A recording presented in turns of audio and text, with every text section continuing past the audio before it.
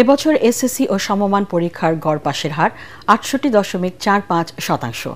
GPA 5 পেয়েছে ১,৩৯,০৩২ জন শিক্ষার্থী, যা গত বছর ছিল ১,৮২,১২৯। এবছর পাশের হার কমেছে ১৪.৯৫%।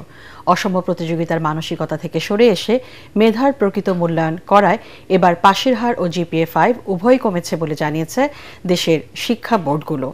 এদিকে ফলাফল প্রকাশের পরপরই নিজ নিজ প্রতিষ্ঠানে উল্লাসে মেতে ওঠেন কৃতি শিক্ষার্থীরা।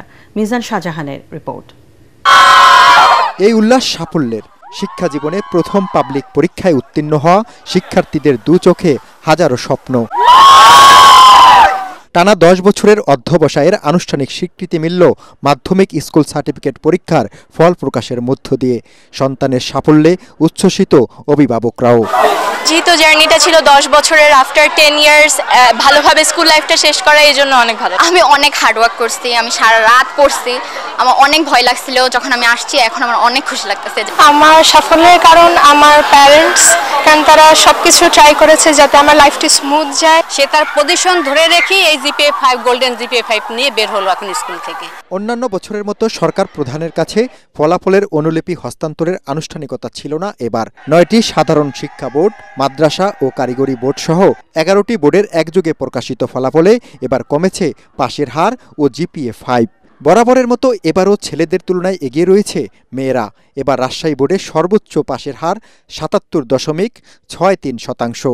এরপর রয়েছে যশোর বোর্ড ৭৩.69%, চট্টগ্রাম ৭২.07%, সিলেট ৬৮.57%, ঢাকা বোর্ডে ৬৭.51%, দিনাজপুর ৬৭.03%, কুমিল্লা বোর্ডে ৬৩.৬০% এবং ময়মনসিংহ বোর্ডে ৬৮.22%।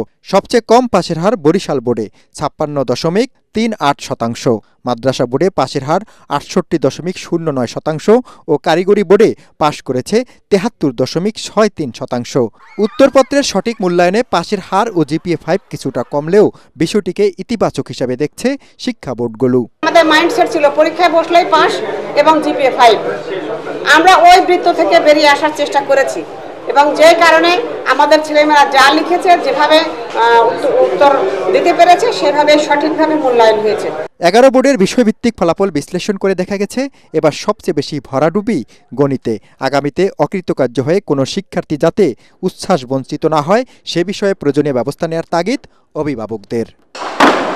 এই বাদ্যযন্ত্রের শব্দের মাধ্যমে এ সমস্ত কৃতি শিক্ষার্থীরা তাদের এবারের সাফল্যের কথাই তুলে ধরছেন না। তারা বলছেন তারা উচ্চ মাধ্যমিক এবং পরবর্তীতে উচ্চশিক্ষায় এমন সাফল্য বারবার আনতে চান, যে সাফল্যের মাধ্যমে তারা শুধু সনদ অর্জন করতে চান না, তারা দেশ ও দশের জন্য নিজেদেরকে আদর্শ মানুষ হিসাবে গড়ে তুলতে চান। মিজান শাহজাহান, এটিএন বাংলা, ঢাকা।